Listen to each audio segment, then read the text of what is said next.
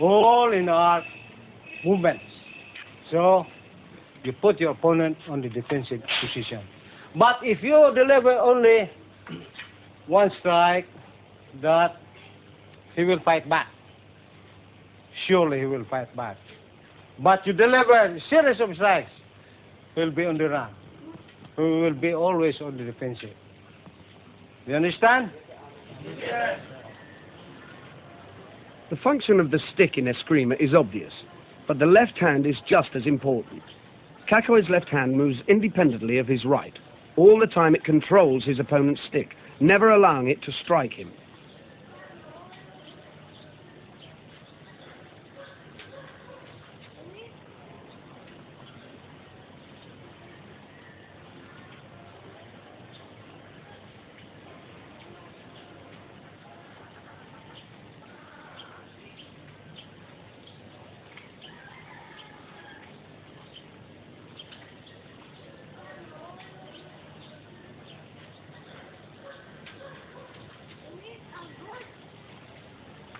Cacoy's opponent is one of his sons, Edgar. Though he was trained by his father, he is not yet in the same class. He just cannot penetrate his father's defenses. Cacoy's strikes curl around Edgar's body. He can achieve 6 strikes a second. Apart from the pain, the speed of such an attack is absolutely demoralizing.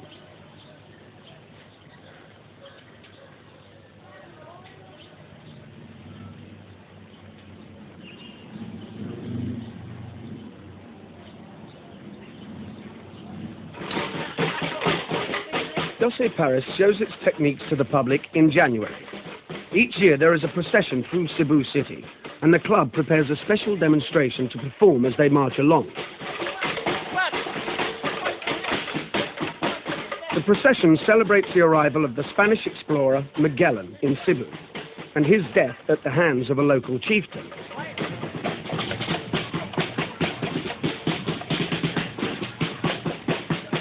The chieftain, called Lapu Lapu, is now a national hero for his resistance to the Spanish colonizers.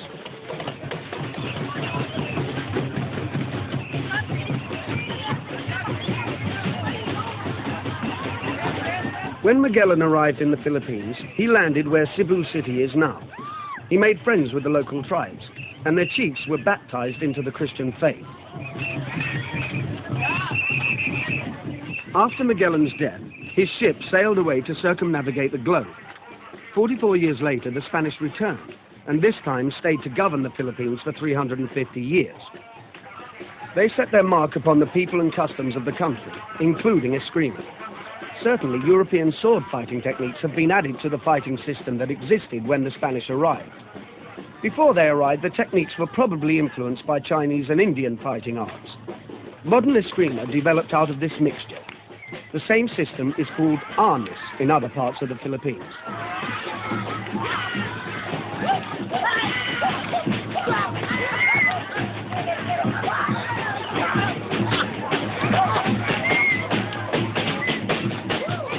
When Magellan baptized the chieftains, they told him about another chief called Lapu Lapu, who lived on an island nearby. Unfortunately for Magellan, he was a tough fighter. The Spanish set up this monument to Magellan near to where he died.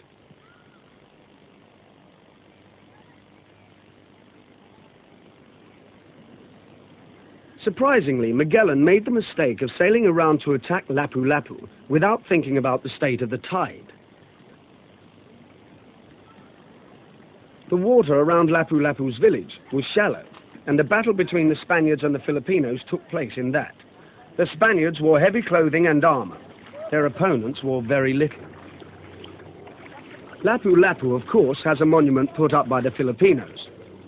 Here, on the 27th of April, 1521, Lapu Lapu and his men repulsed the Spanish invaders, killing their leader, Ferdinand Magellan.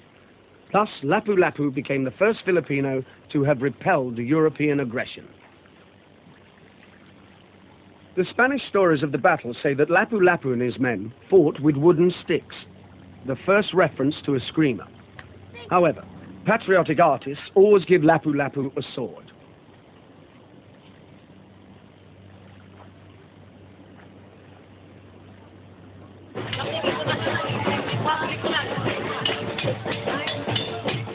Before his death, Magellan gave the friendly chieftains a carved image of the baby Jesus. When the Spaniards returned 44 years later, they found that miraculously it had been kept. And so Santo Niño, the sacred child, became the patron saint of the Philippines. Today's procession is in his honor. People travel great distances to be at his church on his day. Outside it are ladies selling candles and dancing the special steps that are also a prayer to the saint.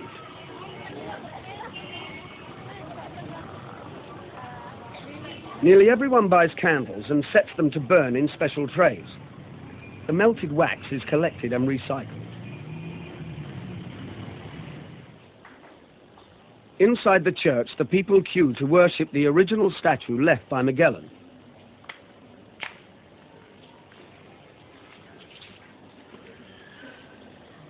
They believe his virtue is transmitted through his protective glass. As they kiss the glass, the people pray to the sacred child for special favors.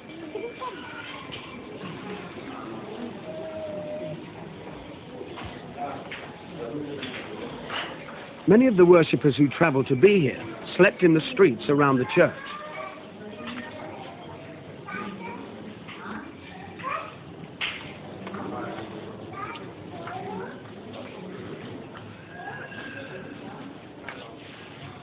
After the procession in January, 12 Pares started to practice for their anniversary celebration.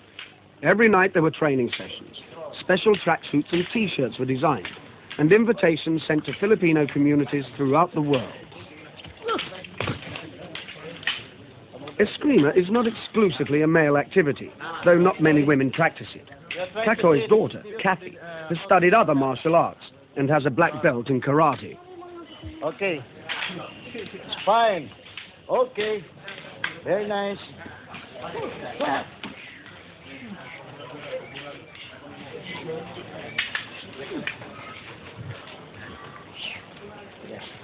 It is not easy for a woman to be a student of fighting in the Philippines, since masculine pride is so easily offended. Kathy stopped practicing karate when she discovered that it frightened away boyfriends.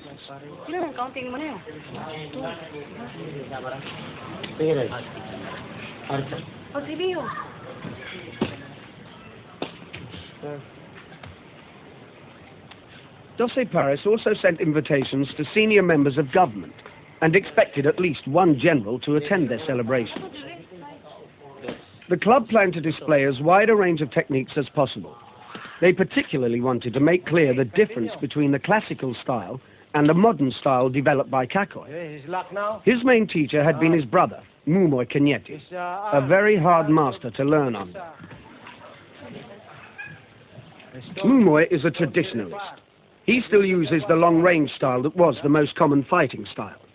There has been family tension between him and Cacoy because of the way that Cacoy has changed escrima, especially the added techniques from judo and other Japanese fighting arts. It's locked now. It's turned very fast. Mumoy is practicing his demonstration of an advanced technique. This combination of stick and dagger is formidable. The grips and locks can be used to hold an opponent, or the dagger can be used to kill him. It's locked there. Now it's locked. Now, this.